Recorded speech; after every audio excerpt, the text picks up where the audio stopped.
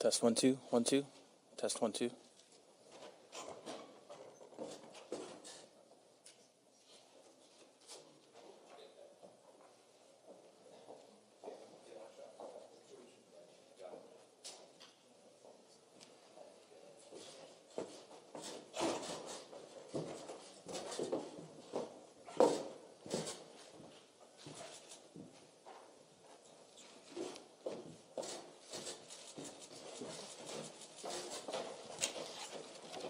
Good morning. Today is not the day that I stand up here and announce that there have been charges filed against individuals who commit the worst sins against children. Today is not the day we get to step out onto the steps of the courthouse, announce that there was a trial, and the guilty were held accountable for their crimes. Today is not the day that the victims get to go into a courtroom, in a public courtroom, and tell the story of horrific sexual abuse. Today is not that day. Today is the day of reckoning, though. Today is the day that we get to tell their stories. Today is the day that the Office of Attorney General stepped in and now comes forward to tell the stories that the victims of abuse could not tell themselves. And just as importantly, today is the day that we get to tell you why they aren't able to tell their stories. Today is the day we get to tell you why they are not inside of a courtroom. Today is the day we get to tell you why we cannot present this to a jury. Today is the day that we hear about. Today is the day that there have been stories about nationally. But today is the day we get to tell you exactly what happened in Pennsylvania. Today is an important day. It's an important day because as law enforcement officers of the court, the proud men and women behind me get to tell the stories of the victims. We get to be their voice. We get to speak for the powerless. We get to speak for children who are now grown adults, but were literally killed as children. Their souls were killed as children. They lost their childhood. They were thrust into an adult world that is unimaginable. They weren't out playing baseball. They were trying to avoid priests. They weren't moving on like other children. They weren't having meaningful relationships. They weren't trusting adults. They weren't trusting authority figures. They weren't trusting the law. They weren't trusting their faith. They weren't trusting anyone like children do. All of the things that we as parents hold on to for our children, we hold on to for as long as we possibly can because we know the adult world is coming soon enough and we want them to have that foundation. Over 50 priests committed horrendous acts upon hundreds of children. And hundreds of children today who are now adults are still suffering those consequences. So today is their day. And today is the day that we get to tell you why they can't be here. Today is the day that we release the report of the 37th statewide investigating grand jury. The grand jury had over 200 exhibits, took witness testimony, generated thousands of pages of grand jury transcripts, reviewed over 115,000 documents, and lasted almost 2 years. That investigation was initiated upon a referral by the District Attorney of Cambria County, Kelly Callahan, to the Office of Attorney General, and that was in 2014. By April of 2014, it was in the 37th grand jury. The findings of the grand jury relate to the Diocese of Altoona, Johnstown. Over many years, as I said, hundreds of children have fallen victim to child predators wrapped in the authority and the faith of those that they serve. The grand jury found that the actions of those involved, those in the leadership, those who are meant to protect children, those who are meant to supervise the priests in their charge, failed to protect the children that they were entrusted with their care and guidance.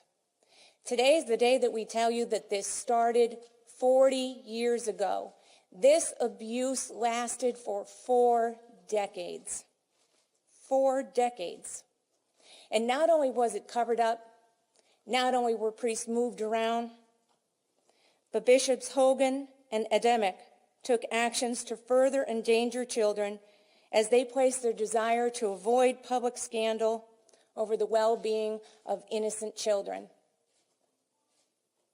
This abuse took place at campsites, confession, an orphanage, children in foster homes. It took place at the cathedral. This is not an indictment of the Catholic Church or the Catholic religion. I'm Catholic.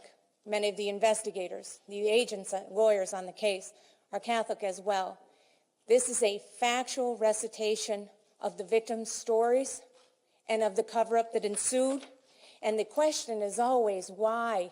Why did it take so long? What happened? And how can we proceed and move on as better people and as a better society? And that's what this report attempts to accomplish. The Diocese of Altoona serves 8 counties: Bedford, Blair, Cambria, Center, Clinton, Fulton, Huntington, and Somerset. And as of 2010, the total Catholic population of this 8-county area was 94,000 people. Johnstown is the home of 89 parishes, 74 active priests, and 36 permanent deacons. The Catholic Church has a canon law system. And through that canon law system, the investigators and the agents and the deputy attorney generals learned, according to Canon 486, Section 2, in every curia there is to be erected a safe place, a diocesan archive or record storage area in which instruments and handwritten documents which pertain to the spiritual and temporal affairs of the diocese are to be safeguarded after being properly filled and diligently secured. The next canon goes on to state the archive must be locked, and only the bishop and chancellor are to have its key. There's another canon that reiterates this same fact. Only the bishop is to have the key to the, quote, secret archive. Another canon states, documents are not to be removed from the secret archive or safe. In the administrative office of the Diocese of Altoona, Johnstown, across from the bishop's office was an unmarked door containing multiple file cabinets and boxes. The filing cabinets were marked priest personal, deceased clergy, priests who left the clergy, confidential litigation files, and to be opened only by the bishop or the secretary. Inside the filing cabinets, special agents found files for priests who were accused of sexual misconduct. The filing cabinet held 4 drawers. All 4 drawers had files. We're not just talking about a small stack. The secret archive was a safe contained in the cabinet in the bishop's office, and this safe was under lock and key, which only the bishop controlled. In the file cabinet marked confidential litigation files, the filing cabinet was also 4 drawers and also contained files labeled by the victims' names. As special agents of the Office of Attorney General stood inside this organization, they found themselves surrounded with evidence of an institutional crisis of child sexual abuse. The agents didn't find a couple boxes, rather filing cabinets filled with boxes. Within these documents were handwritten memorandum from Bishop James Hogan, letters and documents of Bishop Ademic, numerous sexual abuse victim statements, letters from sexual abuse victims, correspondence with offending priests, and internal correspondence. The grand jury noted that this physical material is almost entirely related to the individuals named in the grand jury report released today. That history of child sexual abuse and the attempt to conceal the abuse from the public is detailed in this report. The grand jury was able to document child sexual abuse by at least 50 priests or religious leaders within the Diocese of Altoona, Johnstown. The evidence demonstrated hundreds of children have been victimized by religious leaders. Predator after predator went before the grand jury. Each indicated that it was the first time any law enforcement official had questioned them. The nature of this child sexual abuse took on many forms. Children reported having their genitals fondled, being forced to participate, watch, or permit masturbation, being forced to perform or receive oral sex and/or from priests, and being anally raped. The grand jury saw evidence of alcohol and pornography also being provided to the victims by the Catholic priests. The grand jury learned that euphemisms like sick leave and nervous exhaustion were code within the diocese leaders for moving offending priests to another location, while possible attention to a recent claim of child molestation, quote, cooled off.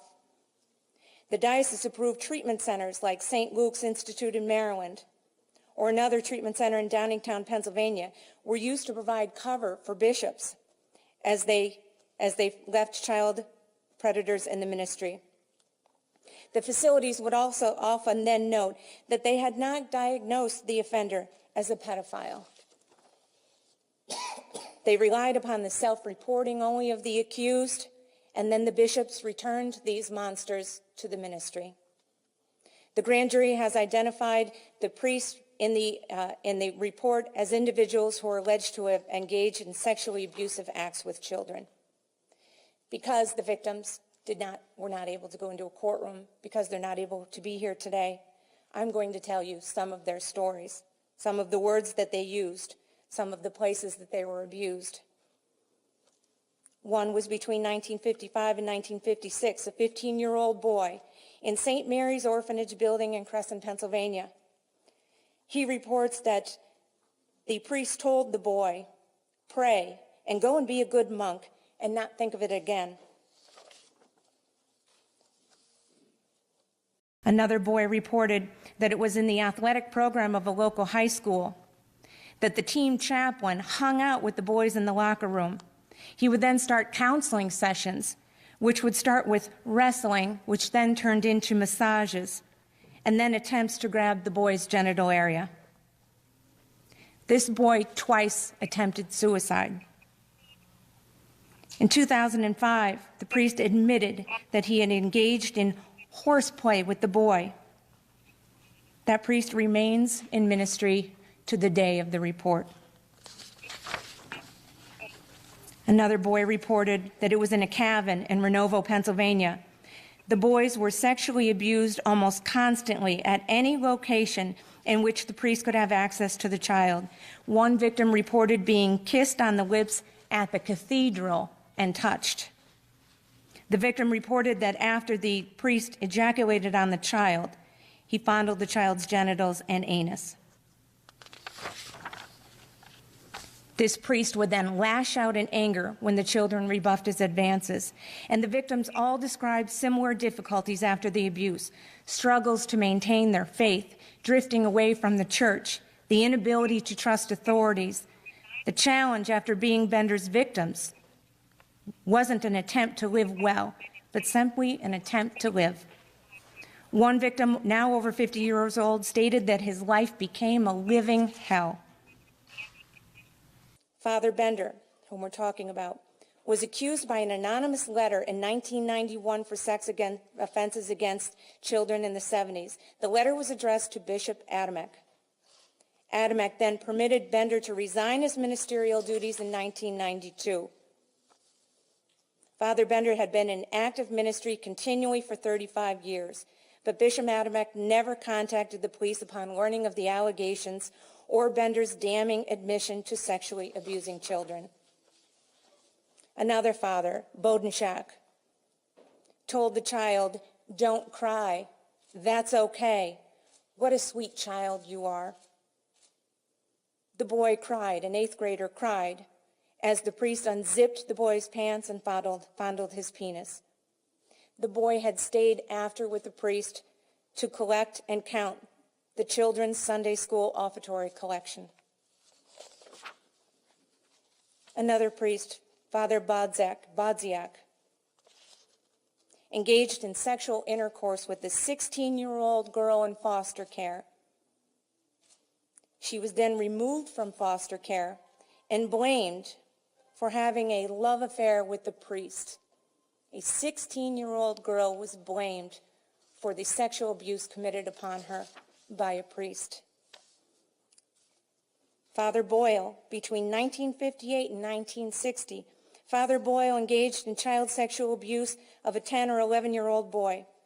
Boyle engaged in fondling the boy's genitals, masturbation, and oral intercourse with the child. The matter was not reported to the diocese until 1992. In 1969, Boyle was accused of abusing another child, a 12-year-old boy. The matter was reported to the diocese and the Pennsylvania State Police by the boy's irate father. In January 1969, the diocesan leadership noted the events which were occurring in handwritten memos found in the archives of the diocese by the Office of Attorney General investigators in 2015.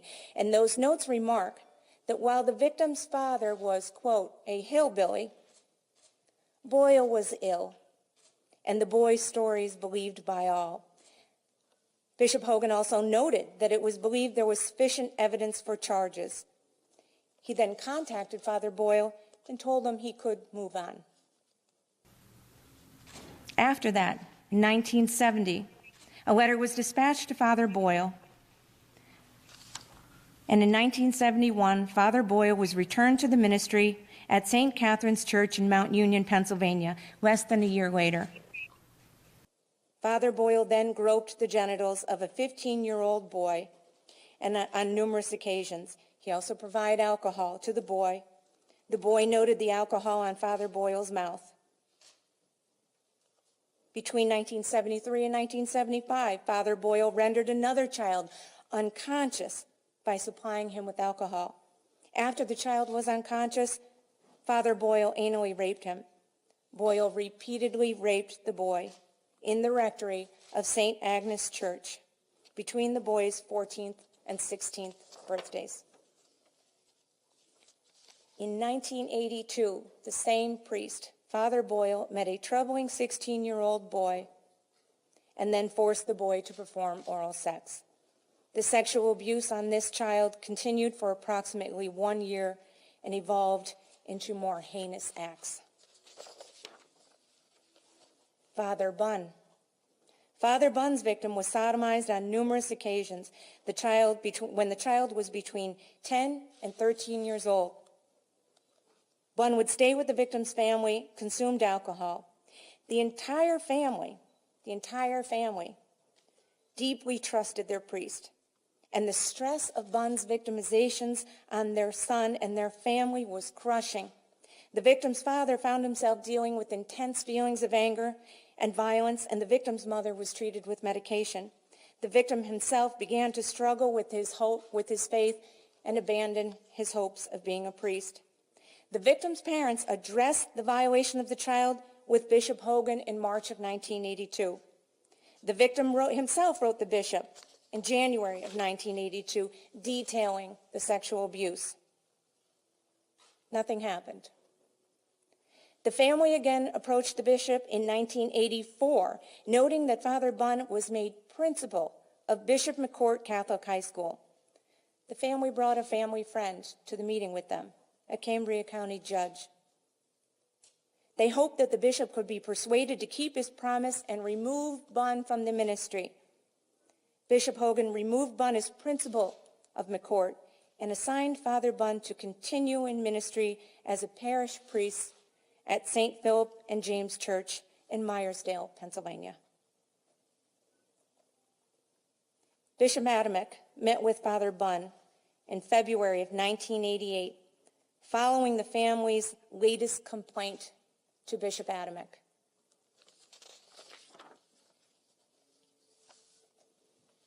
Monsignor Burkhart would say to his victims, he would ask the child a question, "What do you think God would say?" The victim didn't respond. Monsignor Burkhart filled the silence by stating, "God approved. God approved of the sexual acts that the Monsignor was performing on a 9-year-old boy. In 1979, Father Single met his 15-year-old victim while the boy served as an altar boy at Our Lady of Victory in State College. Years later, after undergoing counseling, the victim met with Bishop Adamek in 2002 and explained what occurred, and the bishop vowed he would take action. Records from the diocese show that in 2002, Bishop Adamek met with Father Single. The bishop sent Single to treatment, which concluded on August 3rd, 2001, approximately 1 month later, where that treatment indicated there was no evidence of psychopathology in the psychological data. And following his treatment, Father Single returned to full-time ministry in the Diocese of Altoona and Johnstown. In September of 2015, Father Single was called to the grand jury. He stated that he was currently pastoring at 2 parishes and teaching at 3 worship centers in the Diocese of Altoona, Johnstown. Father Coleman, on August 23, 1979, the parents of a 10-year-old little boy met with Bishop Hogan. Hogan noted in the secret archives of the church that the parents were upset in going over the boy's story. They were distressed over emotional repercussions, involvement with others, possible scandal, father's future, and persuaded of illness. Bishop Hogan met with the 10-year-old boy himself. The 10-year-old boy told of what had happened. On other occasions, Father Coleman asked to take pictures of the child in his underwear and also of rubbing his penis on the feet of numerous little boys. The little boy told the bishop what had happened. Coleman returned to the ministry at St. John's, much to the horror of the victim's family. Within a year of being reassigned to Sacred Heart, Father Coleman invited a 12 to 13-year-old student to the Sacred Heart School and to the rectory to hypnotize him. He then performed the same sexual acts that he performed on the 10-year-old boy. In 1982, Coleman was then removed to St. Benedict, where there he molested at least 3 13-year-old boys. Those are just some of the stories. We could be here all day. It's important that the victim stories are heard because it's important for the horror that they felt for us to feel. It's important that we have an anger and an outrage of what has occurred. It's important for us because of this reason, because there are heroes amongst us. There's no doubt. There are heroes. They're not people who maybe you would think are heroes. But they challenged the system, and they wouldn't give up. And one such hero was Mr. George Foster. George Foster was a businessman. He owned billboard advertising business, a devout Catholic who attended church in the Diocese of Altoona, Johnstown. He's a proud father, concerned Catholic. His efforts to expose the conspiracy of silence within the diocese are nothing short of heroic. His mantra was simple. If a priest was unfit for the ministry, they should not be permitted to minister. He wrote an editorial in a local newspaper. He began to then receive calls from victims, stating that certain priests in the diocese were pedophiles. One victim of the sexual assault perpetrated by a priest went to see Mr. Foster personally and report his abuse. The victims were reporting abuse to a layperson who they felt was their hero. They didn't feel they could go anyplace else. They couldn't go to the church leaders. They tried that had failed. They couldn't go to law enforcement at that particular time because that had failed in some instances as well, if it even made it to law enforcement. They reached out to a layperson who wrote a newspaper op-ed. George Foster then slowly became a novice detective, and he decided he wasn't going to make a claim against the bishops if it weren't true. He told the grand jury that he wasn't going to bear false witness. He took even more calls. He interviewed more people. He kept files on individual priests. He believed that people were afraid of him because they thought he would put what they had done on the billboards. He began to get calls from police officers with information, and those officers told him he was on the right track, to keep going. The officers said that people knew, but it was being covered up. He was a concerned Catholic businessman who had done so much. But of course, no good deed goes unpunished. Mr. Foster's efforts came at a price, as anything does. He was told his family might be in danger, might be excommunicated, but he said his feeling was he was a church militant, that all Catholics are church militants. He said, that's who we are. We have a responsibility to take those matters into our hands that deal with us. And he couldn't be more right. On or about June 21st of 2002, Mr. Foster took his concerns straight to Bishop Adamek. Nothing changed.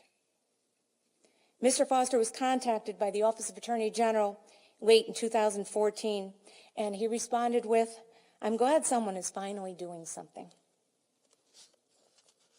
George Foster came to the bishop to see what could be done to fix the Catholic Church, and the bishop chose to respond with threats and attempt to silence a critic. But behind closed doors, Bishop Adamek took steps that showed the widespread nature of the problem. He created a payout chart, a guide used to direct the judgment of the diocese in the payment of claims and in the purchase of silence. He had certain categories for levels of abuse that he and he alone decided, and the range of payment. Level 1 was above the clothing, genital fondling. That's only worth between $10,000 and $25,000. Fondling under the clothes, level 2, masturbation, that's $15,000 to $40,000, and oral sex, $25,000 to $75,000, and sodomy being the worst at a level 4 of $50,000 to $175,000. The chart is noted by the bishop with factors to consider in evaluating a range. Those factors are the number of occurrences, as if one wasn't enough, duration of abuse over time, the age of the victim, the use of alcohol or drugs, apparent effect of abuse on the victims, their psychosis, and other aggravating circumstances. The grand jury noted the cold bureaucracy of this chart.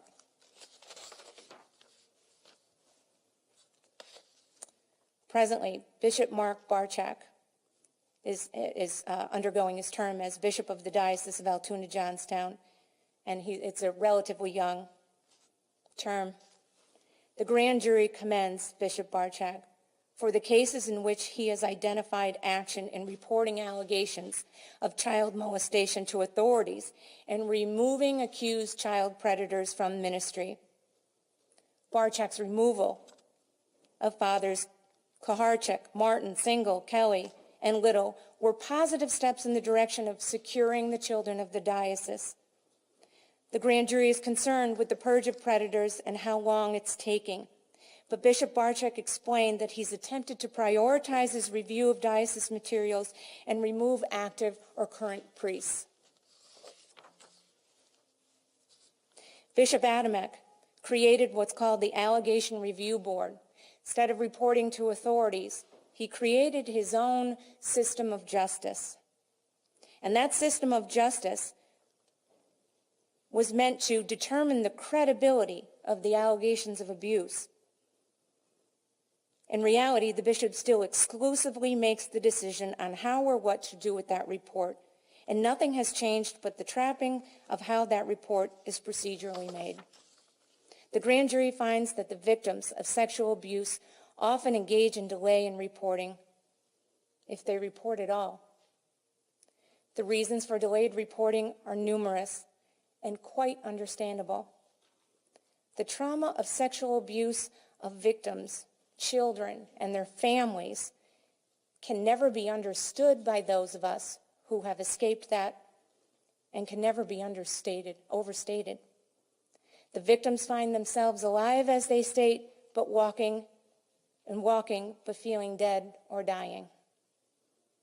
The victims reported feeling black inside. Many attempted suicide. A few were successful. A devout Catholic mother stated that the sexual abuse of her son ruined their lives. Their faith and trust in the Catholic Church ruined their lives. For that reason, the grand jury has recommended and I've always stated, that the statute of limitations on child sexual abuse should be eliminated. Eliminated. There is no time period that we can put on a child to state that he or she should have the strength, he or she should have the capacity, he or she should be strong enough at this point to step out into the public and tell everyone the most embarrassing, humiliating, traumatizing events that have affected their entire life. No one can put a number on that. No one can put an age on that. And if these abusers are allowed to escape from this trap of a statute of limitations, why do the victims live with it their entire lives? Why are we protecting the abusers? Why aren't we protecting the victims? For that reason, we again reiterate our position, and we will work with the legislature to encourage them to abolish the statute of limitations in criminal cases and in civil cases. Victims need to be heard. Abolishing this statute would allow these predators to be held accountable until the last day of their lives, because these victims live with it every day of their lives. I don't see the rationale in the statute of limitations. And in civil cases too, there can be no quantification of justice for that victim, whether it's so that they can obtain counseling, whether they can move on. Because don't forget, this affects their financial decisions in their lives. It affects their relationships. It affects every single day of their lives. They should be able to choose whether it's criminal or civil. They should have no statute of limitations when it comes to sexual offenses against minors. The grand jury also recommends, and we've always held this belief, the Office of Attorney General, since I've been there, that we urge the victims of child sexual abuse and of any abuse to directly contact law enforcement. 911. I know what they feel just from my time as an assistant DA prosecuting child sexual abuse cases. I know they feel that they can't trust anyone. I know that they feel that no one's going to believe them. Maybe it was too long ago, or it's a priest or a teacher or a coach. Someone that isn't going to believe a child, someone's going to believe the adult over them. I know how they feel, and I know how difficult that call can be. We're hoping that today you see that there are people who care. There are heroes. There are people out in the public who will step up and be your voice. That's our job. We take that responsibility very seriously, and we encourage victims to directly report to law enforcement officials. And the lesson also from today, from some of the families and from Mr. Foster and from the agents and attorney generals, deputy attorney generals, is that you never give up. The tenacity to continue the investigation, the tenacity to believe where no one else believes, the tenacity to pick up the case when no one else would over 40 years, shows you that there are people who care and that you can trust people. And we hope that you will do that. This investigation is ongoing. In the meantime, we have set up a hotline for anyone with information relating to this case involving the Diocese of Altoona and Johnstown. That will be manned by one of the agents or attorneys who have worked on the case, so they're familiar with your call. That number is 888-538-8541.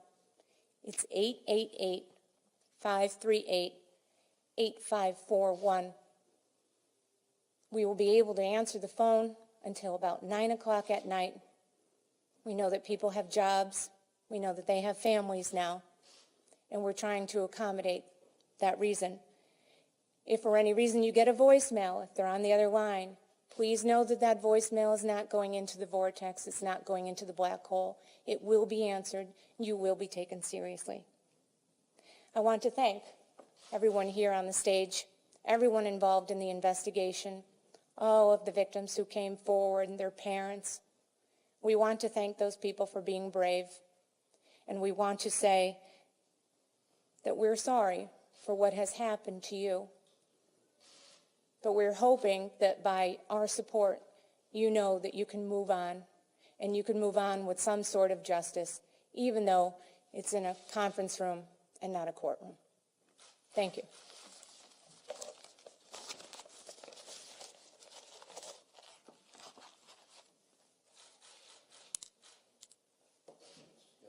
The investigation grew out of the district attorney's referral, and that was more specifically related to Bishop McCourt. Can you say anything about the Bishop McCourt case?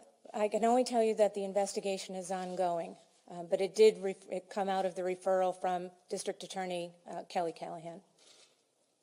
Have you reported these findings to, like, the District Attorney of Blair County or other counties in the 14-county area?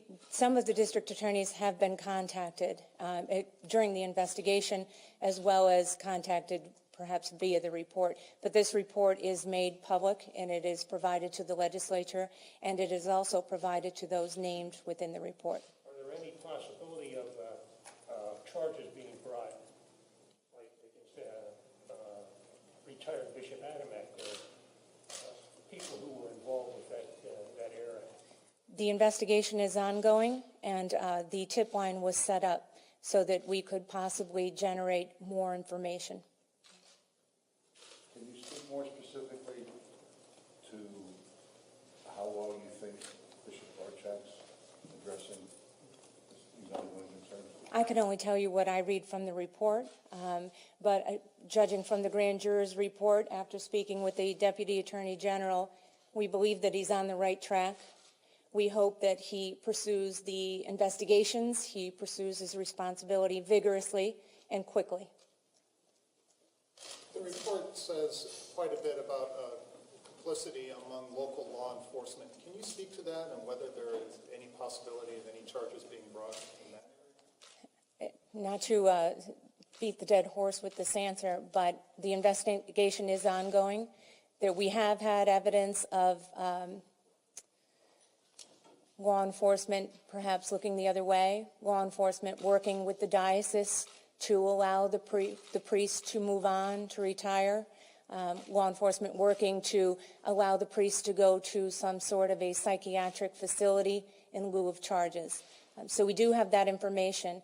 This information is outside of the statute of limitations right now, but that is why the hotline was set up, because it's ongoing, and because we believe that in cases like this, once people understand that they have a safe place to go to and they have people who will believe them and not discount their reports, that more information becomes available.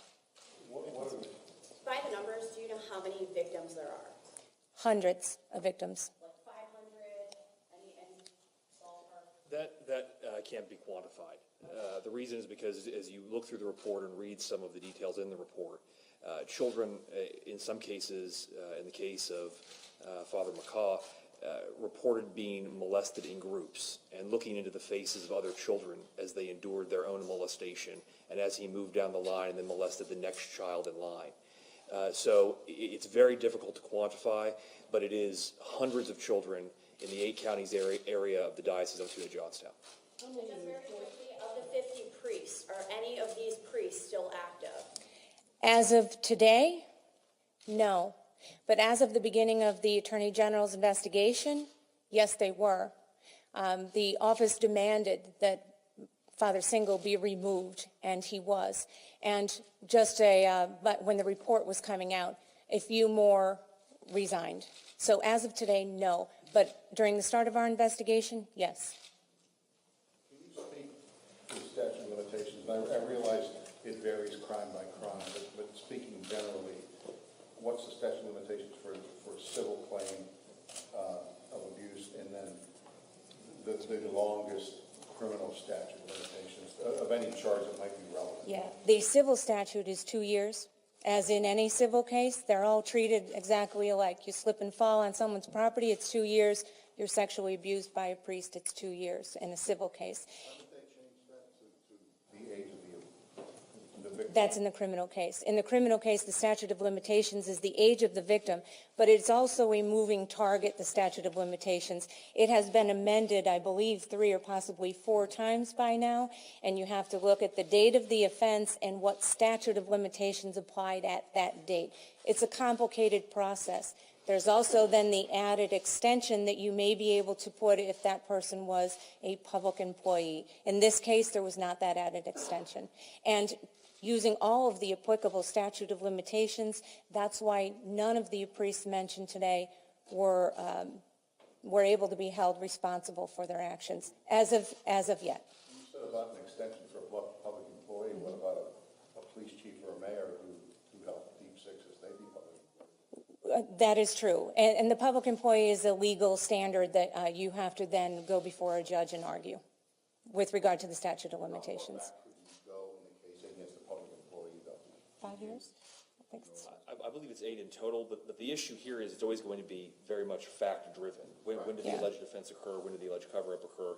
The individuals named in the report are individuals where we've been able to calculate that the statutes are expired unless we receive new information through the hotline or through other means. I guess the line I'm trying to put in my story is the point is the longest you can extend it, even if all the facts are in your favor, would be 8 years. Only for It's only for public designated employees, public yes. employees, Yes. not priests. And as Deputy AG Dye indicated, it is very fact-specific. Did it occur on state property? Were they in their official capacity as a state official? So it's very specific. And in this case, none of that applied.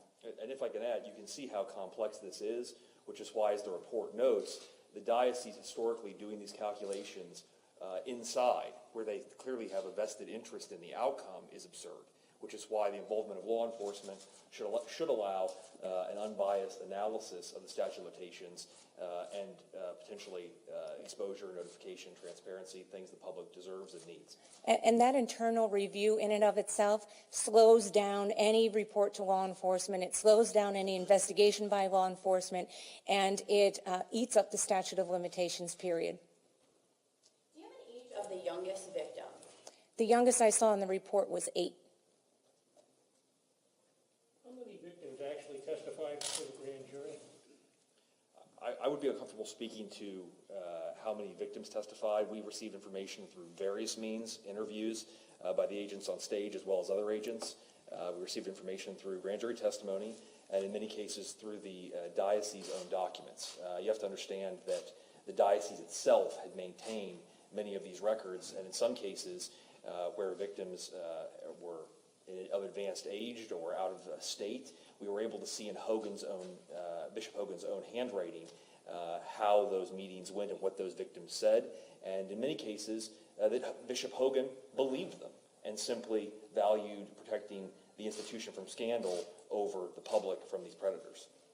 Did you ask any victims to be here today and they just were unwilling or unable to be, or was that not something you wanted to do? This is, we've met with many victims. We've sat at many dining room tables, and this is very, very difficult for them, especially this particular case, because they've lived behind this wall of silence for so many years. And as we met with them time and time again, we heard about how their lives had completely unraveled due to the abuse. Because the abuse permeated their very being. These were individuals that they trusted and that they respected. And in a way, though we make a distinction between the faith and the offender, a child doesn't. And this was their faith offending on them. And it was very, very difficult for these children, as it is for many victims of child sexual abuse. And so, quite frankly, to answer your question on point, they're not going to get up, and I understand that, in front of a room full of reporters and talk about the darkest moments of their lives, because, quite frankly, sometimes getting up in the morning, making a cup of coffee, and holding down a job is difficult. The allegations and investigation date back to the 90s, even 2002, where at least 10 priests were found to have been sexually abusing children, and the diocese was found to have concealed those cases. Why did it take so long for the state to get involved? And what new does this grand jury investigation add? Is there something new here that we didn't know back in 2002? The Attorney General's office became involved in early 2014 And by April 2014, it was in the grand jury. So we acted immediately upon the referral from the District Attorney of Cambria County.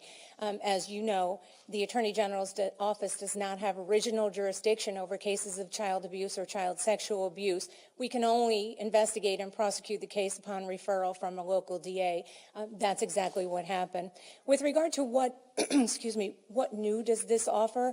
It offers a real glimpse between the handwritings of the bishops themselves, between the statements contained in the secret archives. It contains a glimpse and a view into how this cover-up occurs. We hear about it. We heard about it in Boston. We heard about it in Philadelphia. But this grand jury case is factually and documented by paperwork and by the own words of the Monsignor, of the bishops involved, the own words of the victims involved, by great detail. And we always say the truth is in the details. And this isn't just, some allegation of a cover-up. This is the how, when, where, what, and who covered it up. And the importance of that is that I don't think that you often have a chance in law enforcement to see the inside of that working, to see the secret archives, to get inside of the mindset of these people, to read their own admissions to the bishop that they thought were safe and undercover and never going to see the light of day. That's what's new in this case. And also what's new is the fact that when we as a public and we as a society see how that cover-up actually occurs and where the offending conduct takes place, we then have the power to take more action. Information is power, and this is something that we can use moving forward. This is something that dioceses need to understand, that now we all know, and that there can no longer be this review system, because it's improper. There are two systems of justice, one inside the diocese and one outside. They can no longer eat up the time on the statute of limitations. It's harmful to the children, it's harmful to the parishioners, and they have a duty to report that. That's what this investigation brings out. That's what these facts bring out. This is a time, I said in the beginning, this is a day of reckoning. And this is a day of reckoning because those children, now adults, have waited 40 years for this, 40 years. And today is their day. You talked about canon law. Does canon law require them to keep those secret documents? Yes, it does. Because otherwise, I wonder why they bother. Yes, requires them to keep those secret documents, requires them to be under lock and key, and says it numerous times that only the bishop has the key to the truth. Thank you. Can you speak at all? There was something in the grand jury report about Monsignor Saylor testifying that the bishop and the diocese had testified over local politicians they've consulted on, like the appointment of chiefs of police. Without talking about the specifics, can you just talk about generally what you think about that? Well, I think, as you all know, I don't believe that people in power should be making decisions that law enforcement needs to make and is more qualified to make and has the expertise and the training to make. This should never be a case of who do you know, how high are they on the hierarchy of power, and what can we do to sweep this under the table. It should never be that system of justice. It should always be a system that's out in the open, that doesn't involve politicians, that involves prosecutors and police officers. Thank you. Thank you, everyone. There have been some questions about the use of grand juries in cases like this. Could this cover-up have been uncovered without the use of grand juries? The cover-up probably could not have, because they could not compel the testimony of the bishops. We had grand jury subpoena power to obtain the documents from the secret archives, which proved to be a treasure trove of information in outlining, in documenting, in road mapping the cover-up. Thank you.